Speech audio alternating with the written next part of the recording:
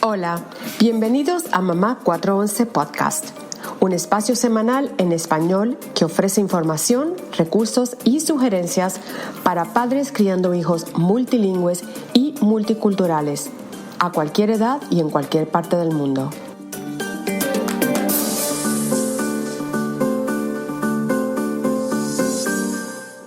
Hola chicas, bienvenidas a un nuevo episodio. Hoy estamos compartiendo nuestra experiencia con el idioma nativo cuando estamos en la calle con nuestros hijos y cómo hemos manejado la experiencia, cómo la han manejado ellos. Hemos sido criticadas en algún momento por personas que hablan el idioma donde vivimos. Han sido criticados los chicos. A ver, chicas, ¿creen ustedes que hay algún mito relacionado con el miedo o el sentido de la crítica al bilingüismo cuando lo practicamos en la calle? Me gustaría que ambas contestaran. Erika. Sí. Cualquiera de las dos, Arranco sin problemas. La verdad es que en mi experiencia, y como he vivido en diferentes países, lo recuerdo que viví muchos años en París, luego viví en Montreal y ahora vivo en Nueva York, mi experiencia fue diferente en cada lugar.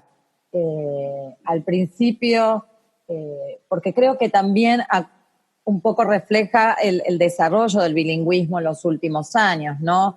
Y cómo ha pegado y entrado en más casas y cómo es quizás a mi gusto más aceptado. Claro. Cuando mis hijos eran más chicos en Francia, estar hablando español y eso que tenemos cercanía en Europa, ¿no? Con España, pero de todas maneras era como raro, ¿no?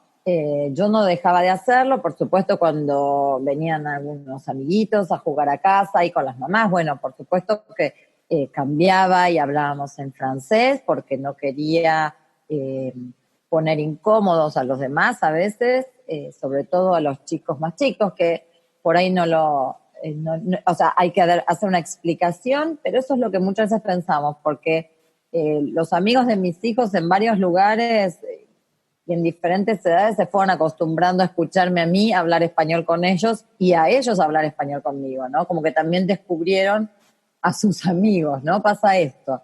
Entonces me parece que eso posiciona también a nuestros hijos en un lugar diferente que no tiene por qué ser malo.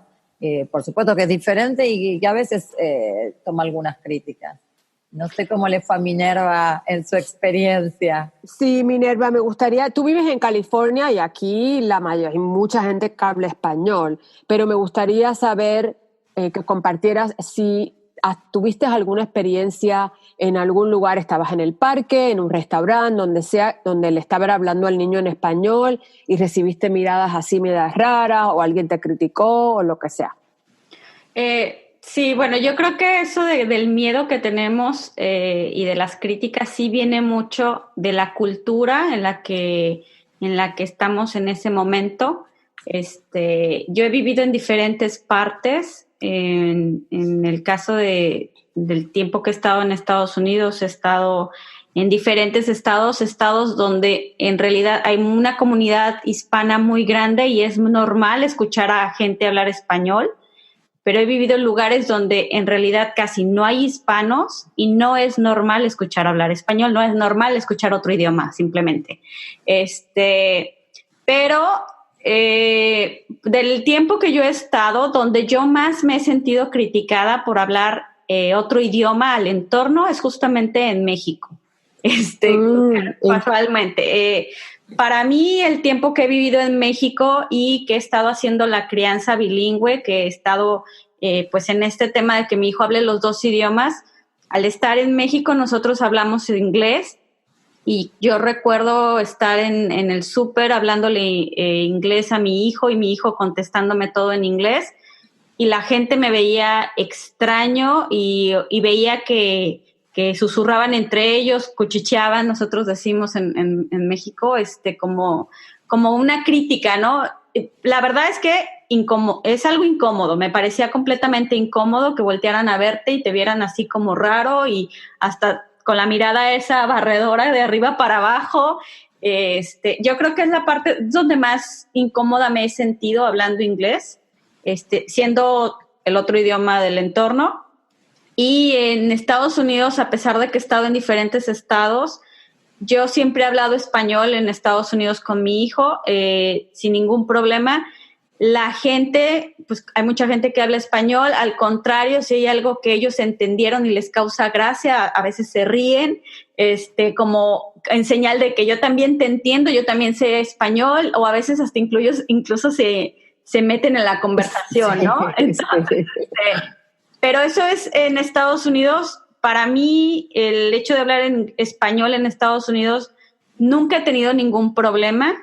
En el lugar donde yo estuve viviendo en ese entonces, que casi no había comunidad hispana, sí de repente una que otra persona volteaba a verme con cara media hostil, como diciendo, ¿por qué hablas español si estamos en Estados Unidos? Pero la verdad es que yo nunca hice caso a ese tipo de comportamiento, simplemente ignoraba. Y lo mismo pasaba en México, o sea, simplemente es como, este es asunto mío entre mi hijo y yo, y ya. Lo demás, lo que sucedía, no me importaba. Para mí era más importante esa comunicación entre mi hijo y yo. Sí, absolutamente. A mí me pasaba igual con el nene cuando yo le hablaba, íbamos al parque, yo le hablaba en español y en aquel tiempo, ponte a ver, 20 y pico de años atrás, ya como que en esa época nos habíamos alejado del bilingüismo. Así es que más la gente me miraba como diciendo, ¿qué haces hablando español? Pero yo también lo ignoraba y seguía con mi meta. No, si se metían a la conversación y preguntaban algo y por qué le hablas español, pues le contestaba de buena manera, pero no me afectaba como crítica, o yo dejaba que no me afectara porque no quería que el niño pensara que lo estaban criticando a él. Uh-huh. Entonces, bueno, Erika, ¿tus hijos aprendieron inglés en Canadá? Sí, así es. Y allá les hablabas español y ¿cuál fue cuéntame un poco para beneficio de todos, la diferencia entre hablarles español en Canadá y hablarles español en Francia, digamos? La verdad que lo que tenía en mi caso, que mi mudanza fue a Montreal. Ajá. Montreal es una ciudad muy particular en Canadá porque es una ciudad donde se escucha de por sí 2 idiomas, francés e inglés. Alguna gente los habla, algunos solo hablan uno de ellos, pero por ejemplo en supermercados, y creo que lo he mencionado en otras oportunidades, y en carteles en la calle, está en 2 idiomas. Entonces ya hay una apertura mental, creo yo, a esto de, bueno, puede pasar que alguien no hable el mismo idioma que uno, ¿no? Creo que esto pasa. El español es, en este caso, era un tercer idioma que nosotros traíamos a nuestra comunidad más próxima, a nuestro barrio, a la escuela, y por suerte fue muy bien aceptado.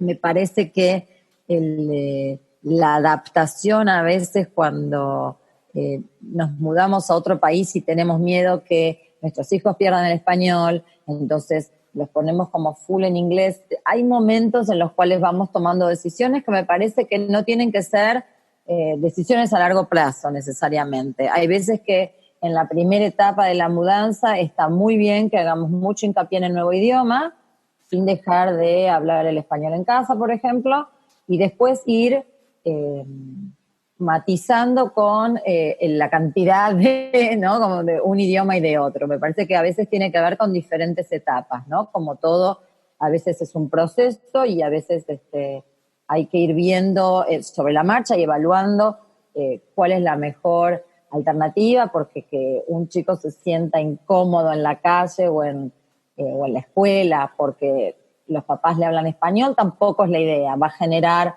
una reacción quizás como más adversa, de decir, bueno, no, me parece que esto no es lo que quiero, ¿no? Entonces tenemos que ser un poco cautos de ver quizás cuáles son los momentos y los ritmos que tenemos que tomar respecto a cómo conservarlo, sin perder de vista que queremos conservar el español y lo queremos seguir hablando, ¿no es cierto? No digo que no, digo que a veces tenemos que leer situaciones un poco más allá de por qué a veces nuestros hijos se pueden poner incómodos y en determinadas edades es más difícil para ellos asumir esta situación que nosotros en nuestra posición de adultos que quizás, bueno, alguien nos mira con una cara un poco rara, como decía Minerva, no lo dejamos pasar. Pero bueno, son las experiencias. Para un niño no es lo mismo esa cara. Efectivamente, son experiencias infantiles y también son experiencias que dependen un poco de la familia, depende un poco del chico, por eso hago hincapié en esto, ¿no? De que son momentos y no es que hay que dejarlo del todo. Me parece que hay que ir matizando y evaluando bien cómo los chicos se sienten con esto también. Claro, y déjame, comento al respecto ese brevemente. Al ser mi hijo pequeñito, en este entonces estamos solo unos 4 años, y él vio esa reacción de la gente. De repente me decía, mamá, no me hables en inglés. Y yo así como que, ¿pero por qué, hijo? Porque aquí no hablaban inglés. Me siento raro. Es como así, yo no. Y es esa parte de no me hables, me siento avergonzado, porque se sentía diferente el niño, Sí. un niño de 4 años. Por supuesto que la madurez tiene mucho que ver y, como dice Erika, no tiene lo que puede funcionar para tu hijo, a lo mejor adolescente de 15 años, el pequeñito de 4 no va a funcionar igual. Entonces, a lo mejor tu estrategia va cambiando, Claro. y por etapa, y por edad, y por niño. Así que una familia puede tener diferentes como estrategias en un solo lugar, ¿no?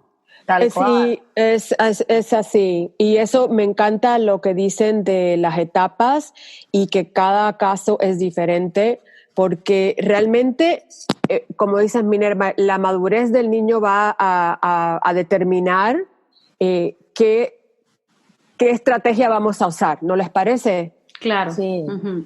absolutamente.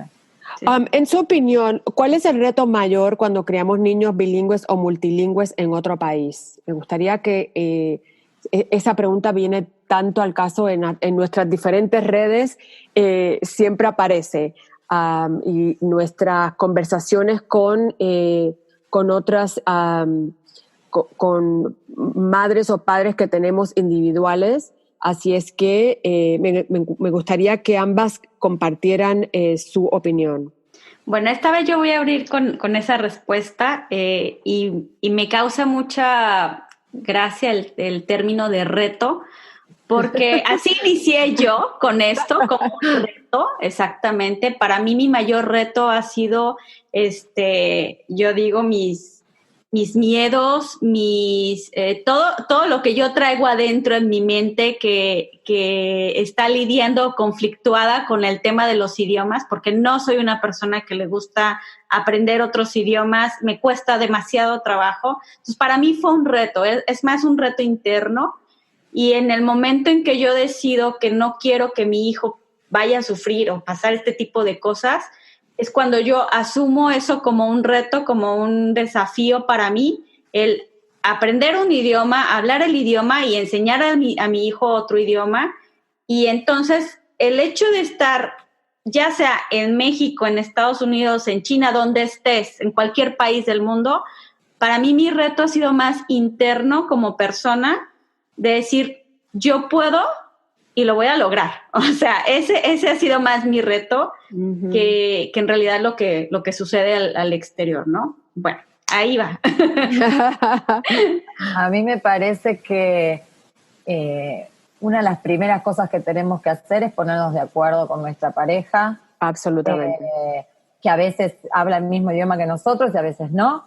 Entonces, ponernos de acuerdo. A veces sucede, y en esto traigo un poco el caso del multilingüismo, que no es mi caso en particular porque mi marido también habla español y es argentino, pero veo y trabajo veo familias que, como se enfrentan al reto de que los papás hablan 2 idiomas diferentes y quizás hay un tercer idioma, y Mari para eso lo sabe muy bien, hay un tercer idioma en el contexto, en la calle, a veces tomamos una decisión de cuál de esos 2 idiomas de los padres vamos a establecer como idioma en la casa o vamos a establecer como segundo idioma, o si lo hacemos con los 2 idiomas de los padres y en qué medida esto es, lo vamos equilibrando, ¿no? Porque muchas veces sucede que